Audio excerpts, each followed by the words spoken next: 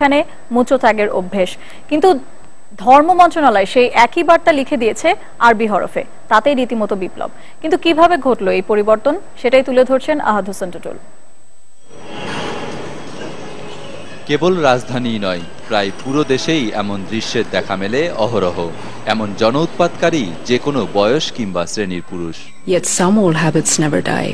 কোনোভাবেই যখন সচেতনতা তৈরি করা যাচ্ছিল না, তখন ধর্ম মন্ত্রণালয়ের অভিনব উদ্যোগ। পরীক্ষামূলকভাবে রাজধানীর বিভিন্ন স্থানে বাংলায় লেখা এই বার্তাটি মুছে ফেলা হয়। লেখা হয় আরবি ভাষায়, হুনা মামনুদ তাবুল। Same message, holier language. ফল মেলে হাতে নাতে। পরপর বেশ কদিন ধরে স্থানটিকে রাখা হয় গোপন ক্যামেরার নজরদারিতে। The results were astounding. Public urination stopped in those places. এমন পরিকল্পনার পেছনে কারণ কি? ভিডিও চিত্রের একটি অংশে তার ব্যাখ্যা দেন ধর্মমন্ত্রী। ঢাকা মসজিদের নগরী, প্রতিটি মসজিদ বাথরুমের সুবিধা থাকা সত্ত্বেও যেখানে লেখা থাকে এখানে প্রস্রাব করা নিষেধ, সেই জায়গাটাতেই তারা অনেক সময় প্রস্রাব করে। এটা যদি কন্টিনিউ করা হয় তাহলে এটা প্রকৃতপক্ষেই 100% সাকসেসফুল হবে ইনশাআল্লাহ।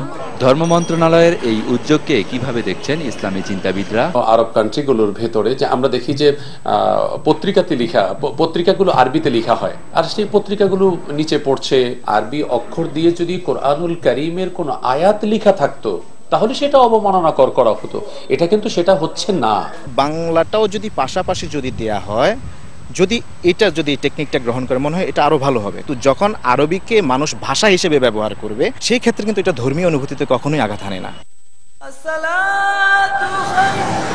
10,000-এরও বেশি মসজিদের শহর এই ঢাকা।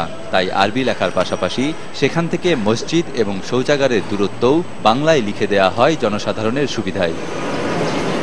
আহাদ হোসেন টুটুল, এসএটিভি, ঢাকা।